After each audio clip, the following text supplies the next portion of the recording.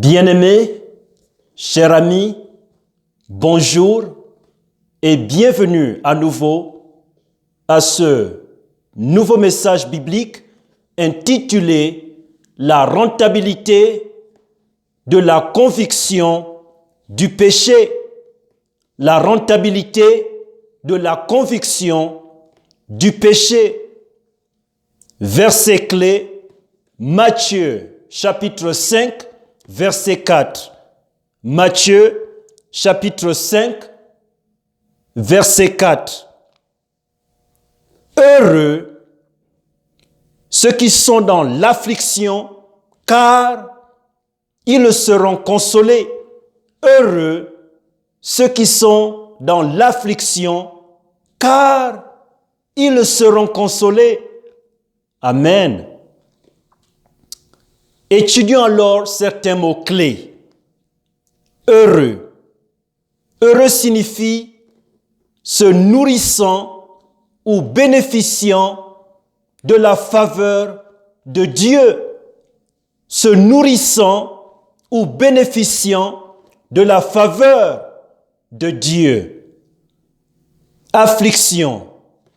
Le mot grec qui est lié au mot français affliction signifie chagrin, douleur. Oui, bien-aimé, oui, cher ami, le péché peut créer une certaine douleur mentale. Le péché peut créer un certain chagrin au-dedans de nous. Introduction. Ce deuxième trait du caractère chrétien est le chagrin ou la douleur du péché. Cela signifie, ce deuxième trait du caractère chrétien est le chagrin occasionné par le péché ou la douleur créée par le péché. Le chagrin ou la douleur du péché provoque des actions en nous pour le combattre en nous-mêmes et chez les autres. Le chagrin ou la douleur du péché en nous provoque des actions en nous-mêmes pour le combattre en nous-mêmes et chez les autres. Premier point, le chagrin du péché ou encore la douleur produite ou occasionnée par le péché. Bien-aimé, cher ami, Dieu déteste le péché. Dieu déteste tout péché. Peu importe la nature du péché, Dieu déteste tout péché. Peu importe le degré du péché, Dieu déteste tout péché.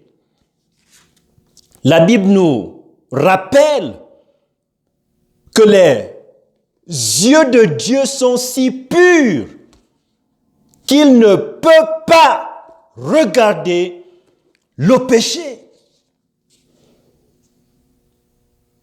Psaume 51, verset 4, lit en s'adressant à Dieu, et dans ce psaume, David émet une prière à l'égard de Dieu.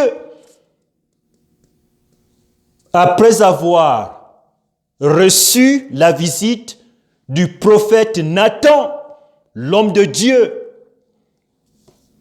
pour le réprimander.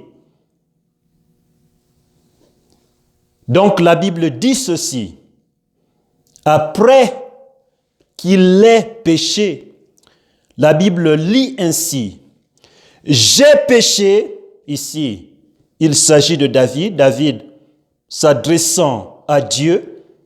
J'ai péché contre toi seul, et j'ai fait ce qui est mal à tes yeux, de sorte que tu seras juste quand tu parleras, et sans reproche quand tu jugeras. Donc ici, David avoue son péché à l'égard de Dieu. Donc nous voyons ici la conviction de David. David avait reconnu, accepté sa culpabilité. Nous pouvons commettre des actes du péché. Je me répète, nous pouvons commettre des actes du péché. Nous nous permettons de développer des attitudes pécheresses envers les autres êtres humains. Nous le faisons quotidiennement, malheureusement. Et c'est ainsi que les catholiques, une fois de plus, ont induit plusieurs personnes en erreur en créant des catégories par rapport au péché. Dieu déteste tout péché.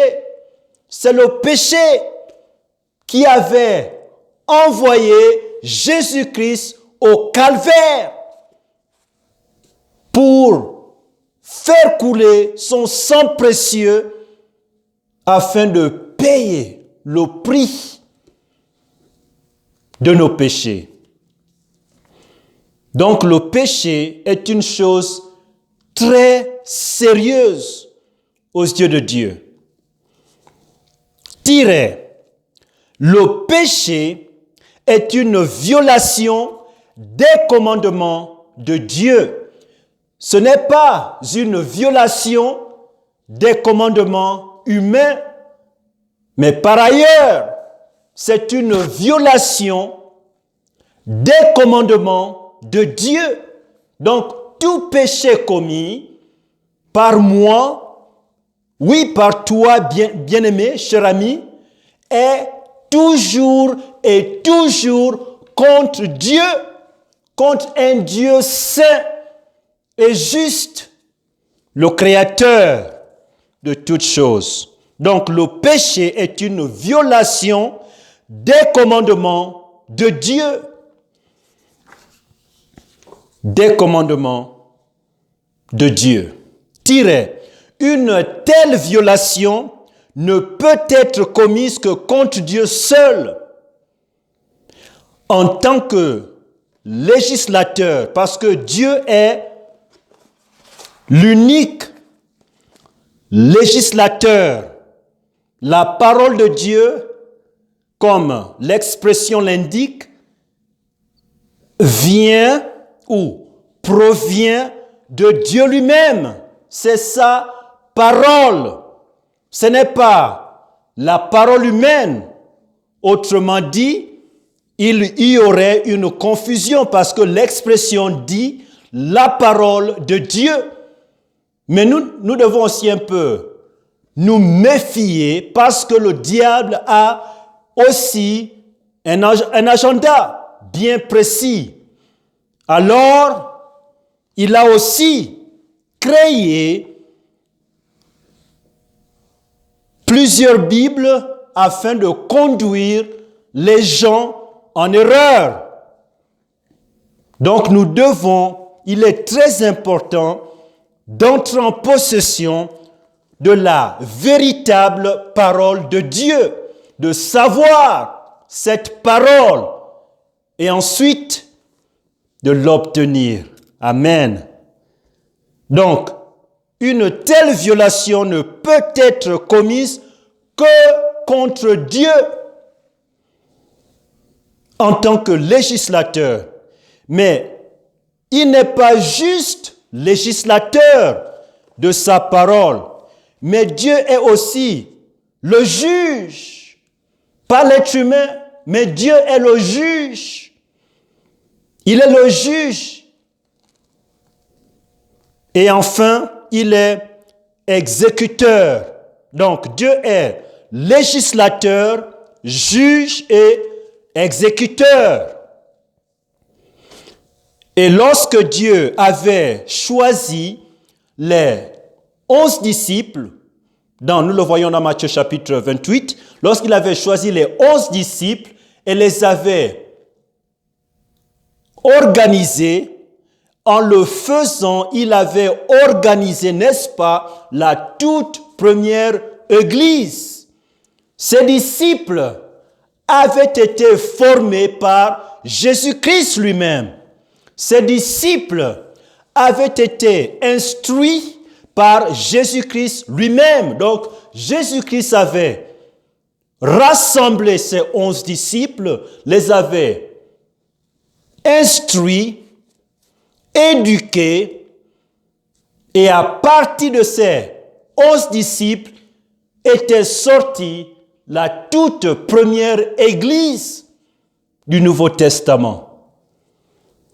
Donc, ces 11 disciples avaient la responsabilité d'apporter l'évangile partout dans le monde.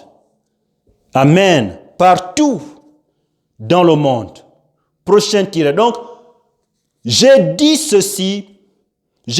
tout cela pour dire ceci, que ces 11 disciples, la toute première église locale, avaient été octroyé le rôle ou donné le rôle d'exécuteur. Donc l'église locale a reçu de la part de Dieu la responsabilité d'exécuter la parole de Dieu. Prochain tiret. D'autres êtres humains sont des destinataires ou encore des récepteurs ou encore des receveurs des conséquences de notre violation de la loi de Dieu. Nous avons déjà vu, nous l'avons si bien vu dans Psaume 51, verset 4, que le péché de David avait été commis à l'égard de Dieu. Ceci nous rappelle que tout péché commis par tout être humain est toujours et toujours contre Dieu, contre un Dieu saint et juste, qui est législateur, qui est juge, qui est exécuteur. Nous ne violons pas la loi des hommes, et nous violons toujours la loi de Dieu. Donc, d'autres êtres humains sont les récepteurs des conséquences de notre violation de la loi de Dieu.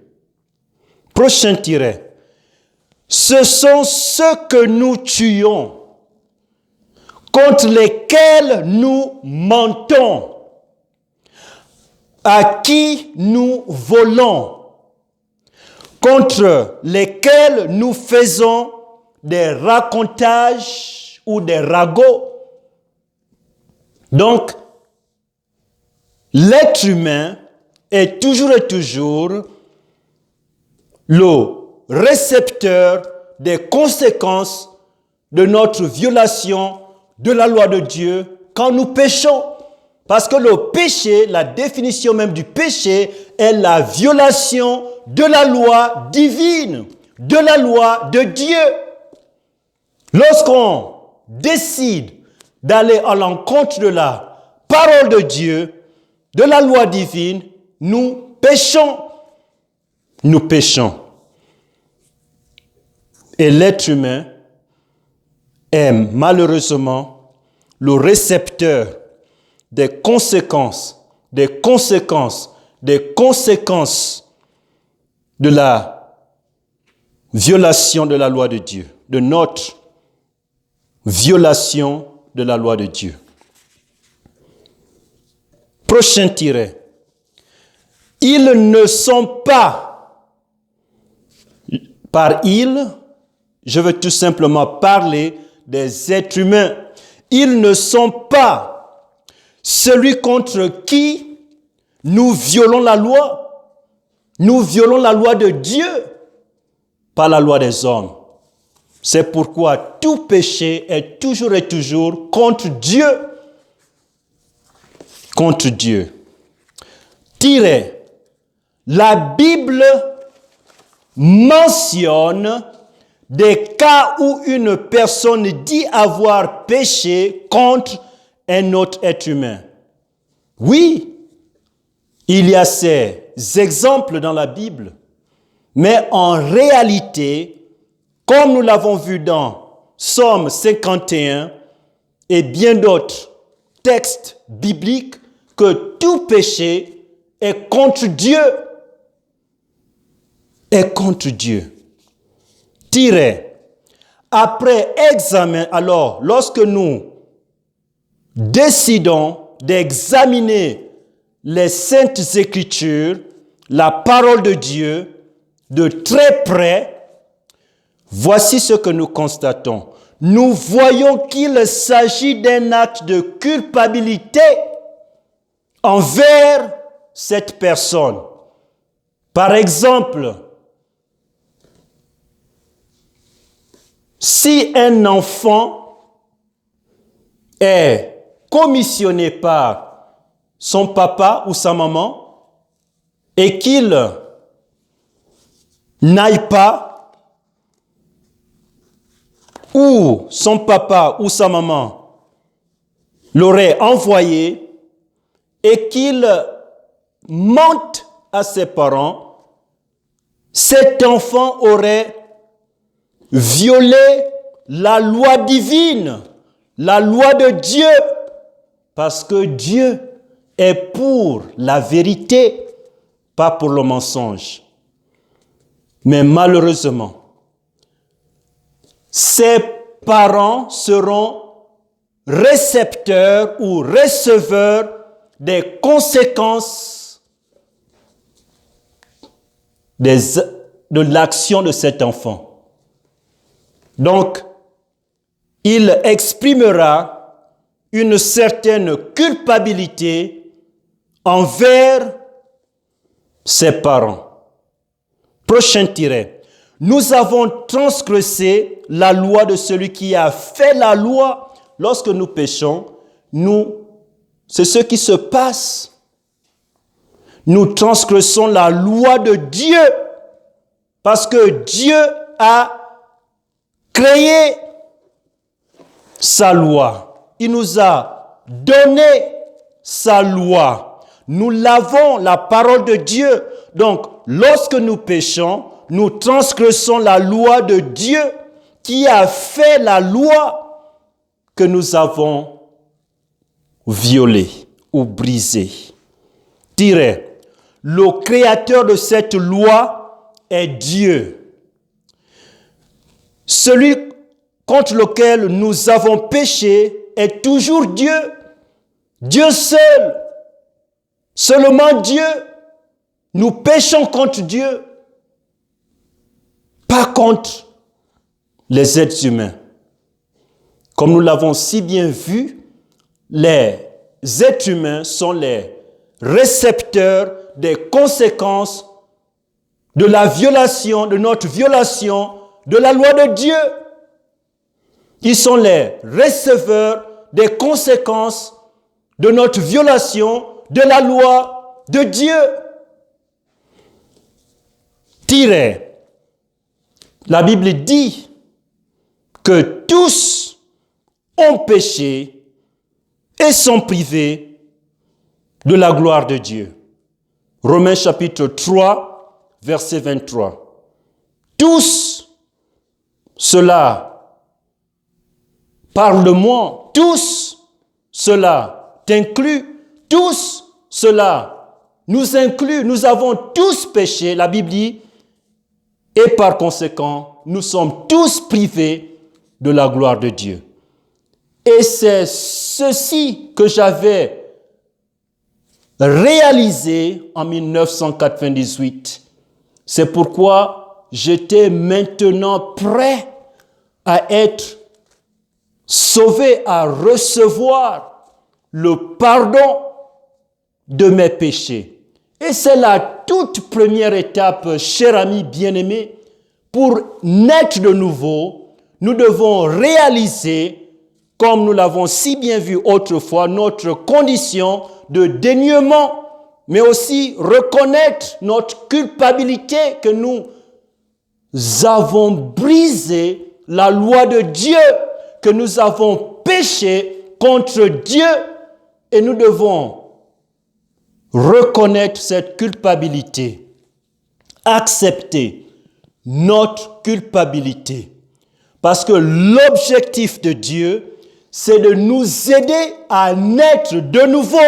Mais on ne peut pas naître de nouveau sans avoir au préalable réalisé notre condition de dénuement, notre culpabilité, d'accepter notre péché. De dire, oui, Dieu, tu as raison, j'ai péché contre toi. Nous devons le faire. C'est la toute première étape. Lorsque tu le fais, bien-aimé, lorsque tu le fais, cher ami, de tout cœur, tu es un véritable candidat. Tu es un candidat prêt pour le salut. Tu es maintenant là au seuil du salut parce qu'il est nécessaire de le reconnaître d'abord, de reconnaître sa culpabilité à l'égard de Dieu. À l'égard de Dieu. Donc, prochain tiret. Tous ont péché et par conséquent, tous ont péché contre Dieu. Et nous l'avons déjà vu dans Romains chapitre 3, verset 23. La Bible dit, « Car tous ont péché et sont privés de la gloire de Dieu. » Prochain point, petit 3. Le petit 3. Le chagrin du péché ou encore le chagrin occasionné par le péché ou encore la douleur créée ou produite par le péché. Peu importe, comme je l'ai si bien dit, bien-aimé, cher ami, le degré de ton péché, peu importe la nature de ton péché, tout péché est si grave aux yeux de Dieu. Le péché est coûteux. Le péché est cher. Il est cher. Donc, le chagrin du péché, nous devons réaliser la gravité, la profondeur et le coût du péché. Je le répète, nous devons réaliser la gravité, la profondeur et le coût du péché, du péché, du péché. C'est un Dieu saint contre lequel nous péchons. Et c'est le Dieu qui nous aime plus que tous. Il nous aime. Il est le Dieu d'amour. Il est si bon, si patient, si miséricordieux. Il est le Dieu de bonté. Le Dieu de bonté. Il est si bon. Il est si bon. Il est si bon. Et c'est contre ce Dieu que malheureusement nous péchons. Nous péchons. Prochain tiret. Dieu ne tolérera aucun péché de quelque nature, non. Que ce soit, ou de quelque degré que ce soit. Tiret. Dieu déteste le péché. Dieu déteste tellement le péché qu'il a envoyé son Fils unique, Jésus-Christ. Je le répète, Dieu déteste le péché tellement, il déteste le péché tellement qu'il a envoyé son Fils unique, Jésus-Christ, mourir sur la croix du calvaire pour payer le prix avec sa vie, avec son sang de nos péchés. Par amour pour nous. Par amour pour nous. Afin de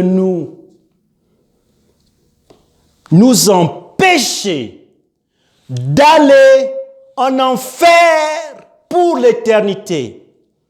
L'enfer est préparé pour toute personne qui meurt dans ses péchés sans avoir au préalable reçu le pardon de Dieu en mettant sa foi en Jésus-Christ qui a payé le prix si cher, si coûteux, si cher, si coûteux pour nos péchés. Pour nos péchés. Donc, Jésus seul pouvait satisfaire la justice exigence ou la juste exigence de Dieu pour que cet affront abominable, parce que c'est ça le péché, c'est un affront contre Dieu et c'est un affront abominable. Donc Jésus-Christ seul a pu satisfaire la juste exigence de Dieu pour que cet affront abominable à sa sainte personne soit payé. Il l'a fait, il l'a fini, il a tout payé. Mais cela ne signifie pas que parce qu'il l'a fait, qu'il l'a fini, qu'il a tout payé, que toute personne automatiquement ira au paradis. Si tu le crois, donc tu as cru à une déception du diable. Le diable a convaincu plusieurs personnes que lorsque nous naissons dans ce monde, que nous naissons déjà enfant de Dieu. Non, il n'y a qu'une seule manière de devenir enfant de Dieu, c'est par la seconde naissance, en recevant Jésus-Christ par la foi comme ton seul, unique sauveur. Ton seul, unique et véritable sauveur, Jésus-Christ. Jésus-Christ est l'unique, véritable et seul Sauveur. Le chagrin sur la gravité du péché. En tant qu'être humain, et surtout déjà si tu as déjà été né de nouveau, en tant qu'enfant de Dieu, né de nouveau, nous devons, n'est-ce pas, avoir toujours et toujours le chagrin sur la gravité du péché. Nous l'avons déjà parlé, Jésus-Christ a dû mourir et verser son sang pour nos péchés. Mais gloire à Dieu, l'histoire ne s'était pas arrêtée là, parce que si Jésus-Christ n'aurait pas ressuscité des morts, nous n'aurions pas un sauveur. Il n'y aurait aucune possibilité, je le répète, il n'y aurait aucune possibilité pour qui que ce soit d'aller un jour au paradis, dans les cieux. Si Jésus-Christ ne serait pas ressuscité des morts, nul n'irait au paradis. Nous aurions tous été condamnés en enfer. Mais gloire à Dieu. Gloire à Dieu. Qui que tu sois, où que tu sois, si tu reçois Jésus-Christ de tout cœur, par la foi, comme ton seul, unique et véritable sauveur, amen, il va te sauver. Il l'a promis. Il l'a dit. Et ces promesses sont sûres. Elles sont certaines. Elles sont véritables. Amen. Elles sont véritables. Le péché nous distingue comme ennemis de Dieu. Ça, c'est un mot pesant. Ennemi de Dieu. Mais c'est la vérité, bien-aimés, chers amis. Le péché nous distingue comme ennemis de Dieu. Et la Bible le montre dans Romains chapitre 5, verset 8. Lisons la parole de Dieu. Mais Dieu fait éclater son amour envers nous en ce que, lorsque nous étions encore des pécheurs, Christ est mort pour nous. Christ, ça c'est Jésus-Christ, est mort pour nous. Nous allons nous arrêter là aujourd'hui. Mais j'aimerais encore poser cette question.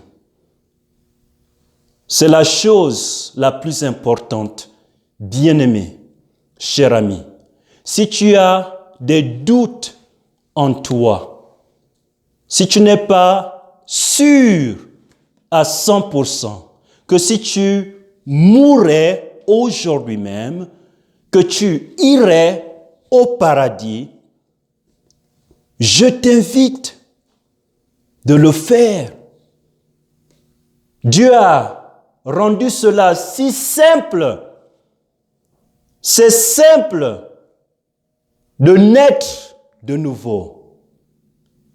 Je t'invite maintenant à le faire.